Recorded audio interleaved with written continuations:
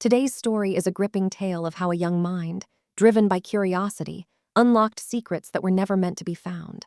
But before we dive in, if you're a fan of the strange, dark, and mysterious, told in an immersive story format, then you're in the right place. Because that's all we do. Don't forget to subscribe, hit the like button, and leave a comment below. Let us know your thoughts, theories, or just say hello. Now, let's get into today's story. An Arab hacker of Iraqi origin entered the world of the internet and programming at the age of 8. He mastered hacking and became a professional during his teenage years. He founded a team called LulzSec, which was one of the most famous hacking groups in 2011. He and his companions managed to target and hack governments and large corporations. They even infiltrated tech security companies directly affiliated with the FBI. Eventually, they succeeded in hacking the CIA itself, leading to a direct confrontation with both the FBI and the CIA. Despite their identities being unknown and their movements being precise and calculated, the FBI resorted to a dirty and deceptive tactic to trap them, an approach that truly reveals their cunning. If you want to know what this tactic was and what happened next, follow the story to the end. Today's story is about a hacker named Mustafa al-Bassam, who is now 29 years old. However, he entered the world of hacking and cybersecurity when he was just 8 years old. Mustafa is originally Iraqi, born in Baghdad in 1995. In the year 2000, when he was 5 years old, his family migrated to the United Kingdom, specifically London, where Mustafa grew up. His family also obtained British citizenship. Mustafa's journey into the world of computers began when he was 7 years old. His father bought him a laptop, and Mustafa started exploring this new world, the internet and online games. Back in 2003, the internet was still in its early days, making it an exciting new realm, like discovering a whole new world. From the very first moment, Mustafa was fascinated. He would browse online games and websites, amazed by what he saw. Even though he was only 7 or 8 years old, his fascination led him to explore programming. He wanted to understand how these games were made and how websites were designed and developed. His passion grew, and over time, he started developing his skills. He learned some programming languages and tools related to web design, such as Microsoft FrontPage, which allowed him to create and program his own website. By this point, Mustafa was completely drawn into this world, enchanted. However, he hadn't yet entered the realm of hacking or cybersecurity. His entry into hacking was triggered by a school assignment, specifically, a math homework task. While solving his homework, he needed a calculator, but he didn't have one nearby. Since his laptop was already open, instead of fetching a calculator, he searched on Google for a website that offered an online calculator. When he found one and started using it, he noticed something unusual. The calculator had a security vulnerability. By entering certain programming codes, Mustafa discovered that he could breach the site, access its data, and explore its deeper levels. This was his first ever hacking experience at the age of just 8 years old. From that moment, something changed in his mind as if a switch had been flipped. He realized that he possessed a power that only a few people had, the ability to hack and infiltrate systems. He knew that this would be his path in life. Mustafa first tested his newfound skills in the real world when he attempted to hack into his school's computers and servers. According to him, the school's security system was weak and easy to breach. So Mustafa hacked into one of the school's servers and gained access to teacher records, their salaries, students' exam scores, and many other confidential data. However, despite his intelligence, he was still just an 8-year-old kid, so he wasn't very careful. He told some of his classmates about his hacking success, bragging about how he had accessed data that no one was supposed to see. Since he wasn't discreet, the news reached the school administration. Mustafa was summoned to the principal's office, where he faced something like an interrogation. He admitted everything, how he had hacked the school servers and accessed private data. The principal and school supervisors didn't know how to react, whether to be impressed or concerned. In the end, they gave him a disciplinary lesson, explained that what he did was wrong, and informed his father. That was all. The situation passed without major consequences, but Mustafa did not stop after this incident. To him, hacking felt like a superpower, and if someone, especially a child, discovers such an ability, they won't just stop using it. Instead, they will become even more excited to test its limits. And that's exactly what happened. Mustafa continued to dive deeper into the world of hacking. He joined online hacker communities, where hackers from all over the world gathered in forums and chat rooms to discuss cybersecurity, hacking techniques, and their motivations. There were different types of hackers. Some hacked for fun.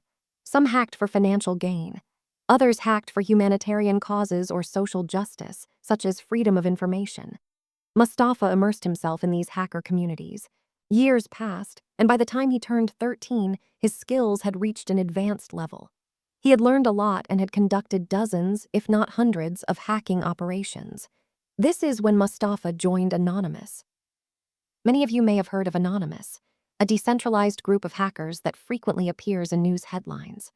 The word anonymous means the unknown, and their group is composed of hackers from all over the world. However, they are not a structured team in the traditional sense. Instead, they are more like a global movement or an alliance. They have no headquarters, no official leadership, and any hacker from anywhere in the world can join them, as long as they share the group's ideology and mission. The mission of Anonymous is defending freedoms and fighting against oppression. Most of Anonymous targets are governments or powerful corporations that collaborate with governments. But how do they operate globally without a central command? The answer is, ideas lead them.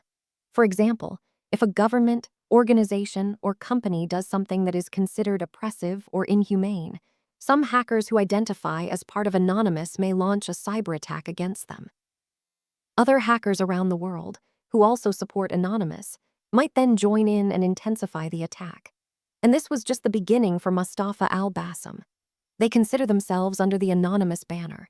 When they see that their fellow hackers have launched an attack on a certain target, whether it's a government or a company, they decide for themselves whether that target deserves to be attacked or not.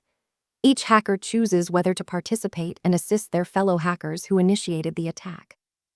So the more anonymous hackers around the world agree on a certain idea or target, the more attacks that target receives from different parts of the world. In this way, ideas lead the movement, as Anonymous has no central leadership. At the age of 13 or 14, Mustafa began operating under the Anonymous banner.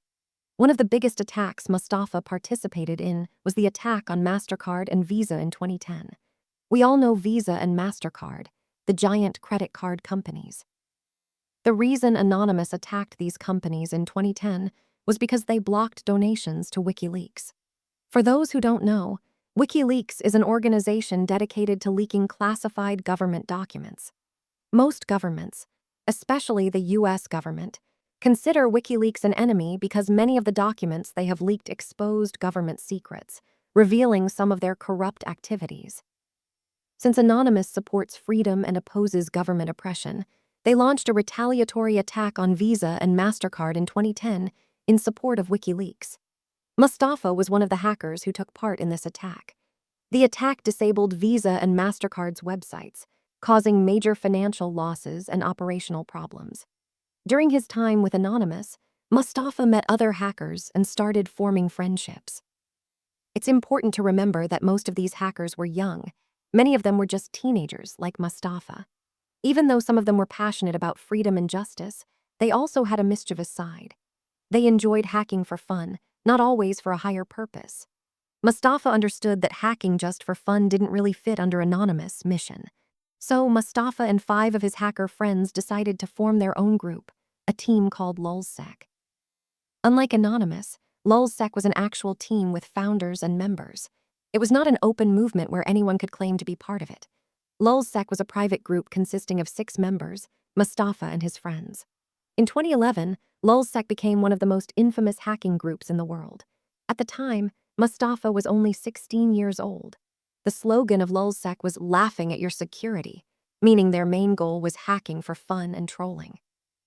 They carried out pranks such as rerouting people's phone calls to the FBI. Imagine trying to call a company or a store, only to suddenly find yourself talking to an FBI agent. Another prank they pulled was hacking major news websites and posting bizarre fake news. For example, once they hacked a news site and posted a fake story claiming that rappers Tupac and Biggie, who died in the 1990s, were actually alive and living together in New Zealand. On another occasion, they hacked Fox News and gained access to the X Factor reality show database. They leaked the personal data of over 73,000 applicants who had auditioned for the show. Many of their hacking operations were purely for fun, with no real goal. But sometimes, they did have a purpose. One of their biggest targets was Sony. The reason for attacking Sony was because, in 2010, Sony filed a lawsuit against a hacker named George Hotz. George hacked the PlayStation 3 system and publicly shared how to bypass its security, allowing people to pirate games. Sony sued him, which led many hackers to see Sony as a legitimate target. As a result, hackers launched countless attacks on Sony. LulzSec alone hacked Sony 7 times. They breached several Sony websites and services and stole the data of over 1 million users. This was a massive blow to Sony. The Sony hack brought LulzSec enormous fame. News websites started reporting on them, and they gained massive attention on social media. Mustafa himself said that, at one point, LulzSec became more of a publishing platform than a hacking group. Other hackers would find security vulnerabilities and send them to LulzSec to publish under their name, since LulzSec had a massive audience and a recognizable name. But as LulzSec's fame grew, they found themselves facing new challenges. These challenges would put them in direct conflict with the US government, particularly the FBI and CIA. One of the biggest turning points was their attack on HB Gary, a cybersecurity company that was directly contracted by the FBI. The CEO of HB Gary, Aaron Barr, made a huge mistake. Feeling overconfident, he gave a speech at a tech conference where he claimed that his company would expose and unmask anonymous hackers and hand them over to the authorities. This was the worst mistake of his life. The last thing you want to do is challenge a group of genius teenage hackers who are capable of breaking into the most secure systems in the world. Aaron Barr became a direct target for LulzSec. Mustafa and his team launched an attack on HB Gary as retaliation for the CEO's statements. Even though HB Gary was a cybersecurity company, it turned out that their security was full of flaws. And their biggest security vulnerability. Aaron Barr himself. Mustafa and his group managed to hack into some of Aaron Barr's online accounts. They discovered that he used the same password for everything: his social media, PayPal, company accounts, Apple ID, and more. This is one of the biggest mistakes anyone can make in the digital world, especially for the CEO of a cybersecurity company. After cracking his password, they gained access to his entire digital life. His emails, his social media, accounts, his company files, even his Apple account, allowing them to remotely erase all the data from his iPad. But the most important part, they gained access to his work email and leaked over 70,000 classified emails related to HB Gary's business operations. This hacking operation was a major scandal. How could a cybersecurity company be hacked by a group of hackers? Not only did they breach the company, but they also hacked its CEO's accounts. And to make matters worse, the leaked emails from the CEO's account revealed even more scandals, exposing the shady methods the company used to collect data and track hackers.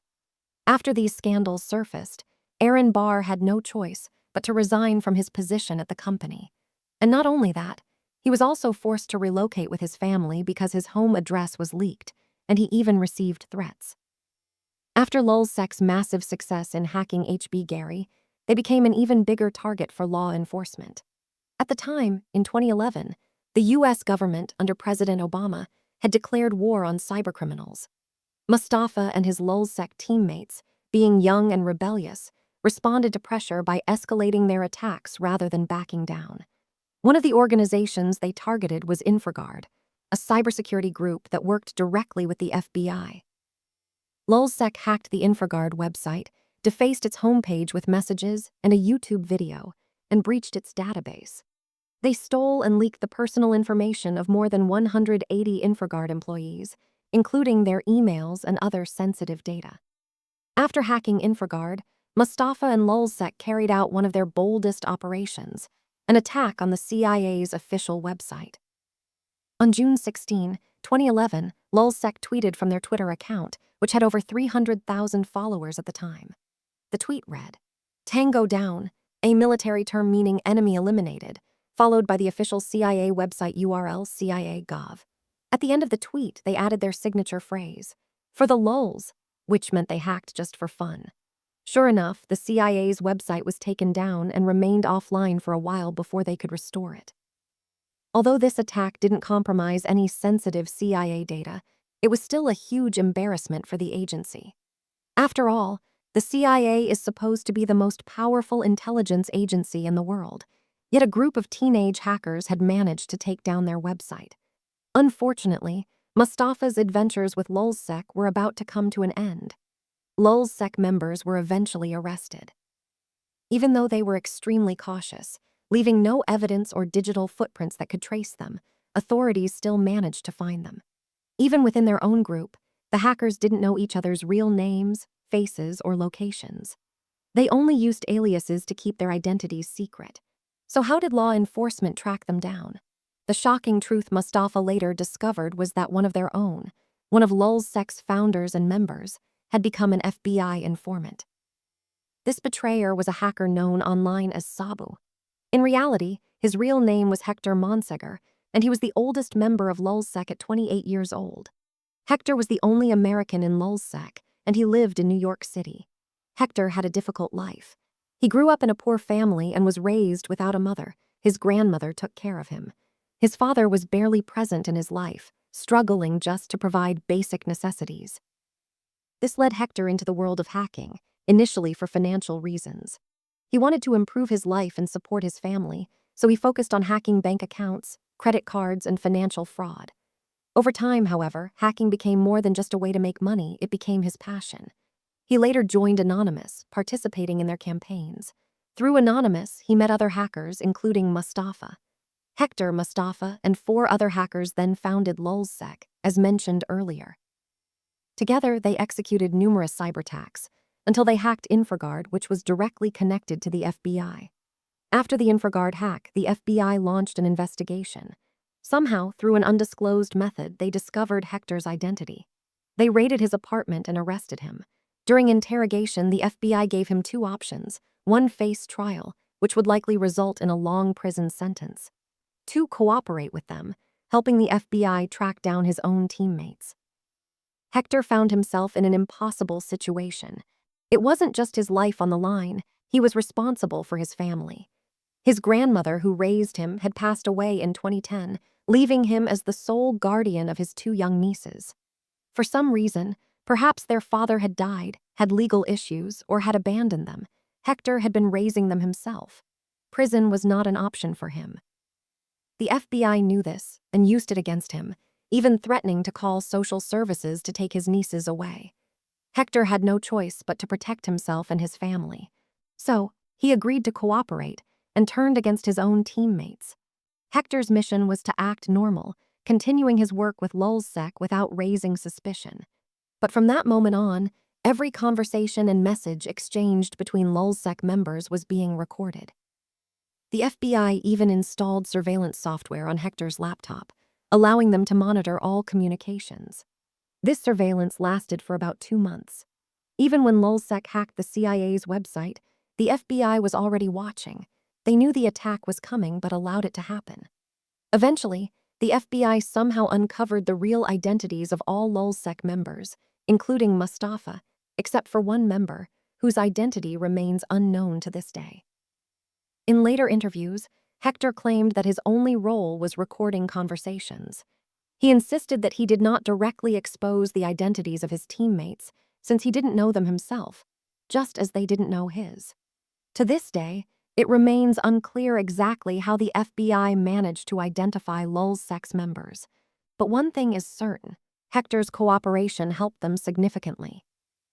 Mustafa later reflected on this, saying, "Maybe Hector didn't directly reveal our names, but our conversations were long hours of discussion. No matter how hard we tried to hide our identities, we talked to each other like family. At some point, we must have accidentally given away small details."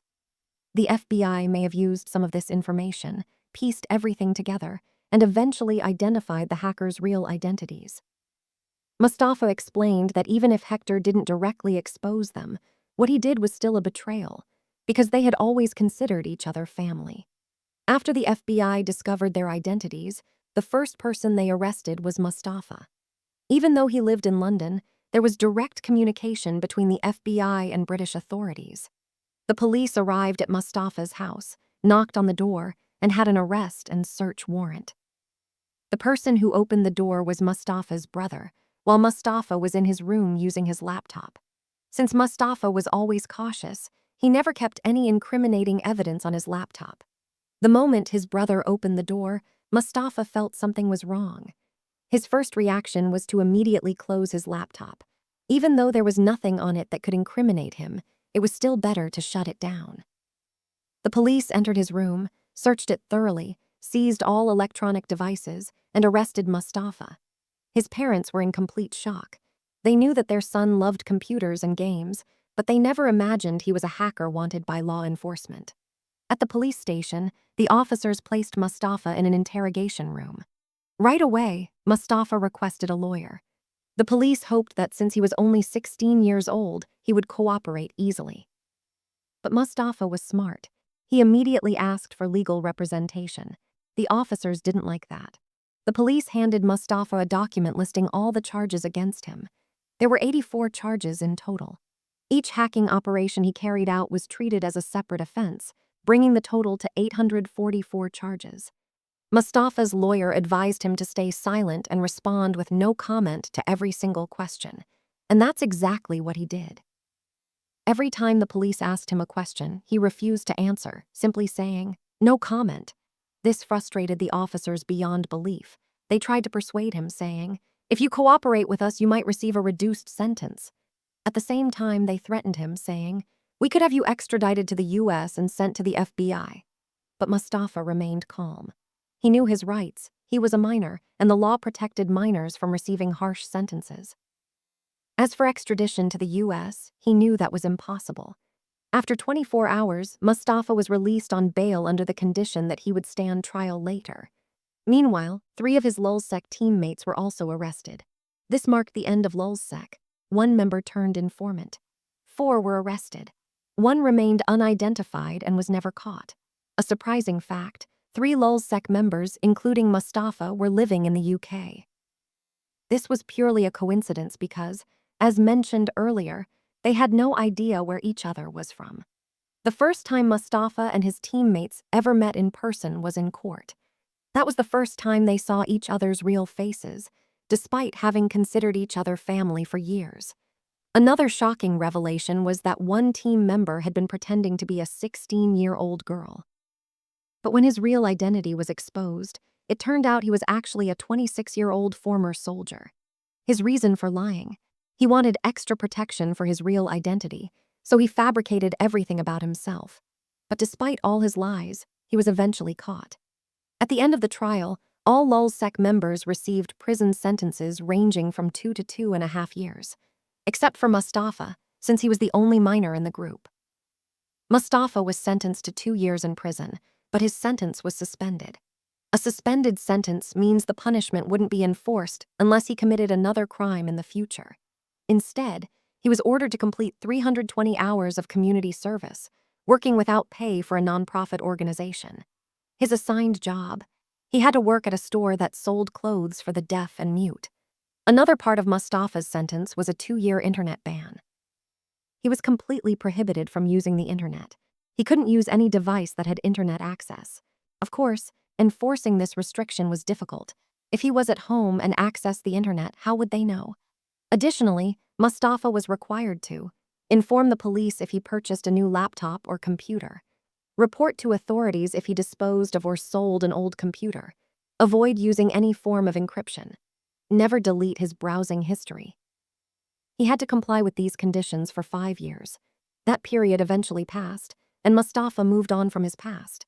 He left hacking behind and pursued a new career in technology. Today, he works in blockchain technology.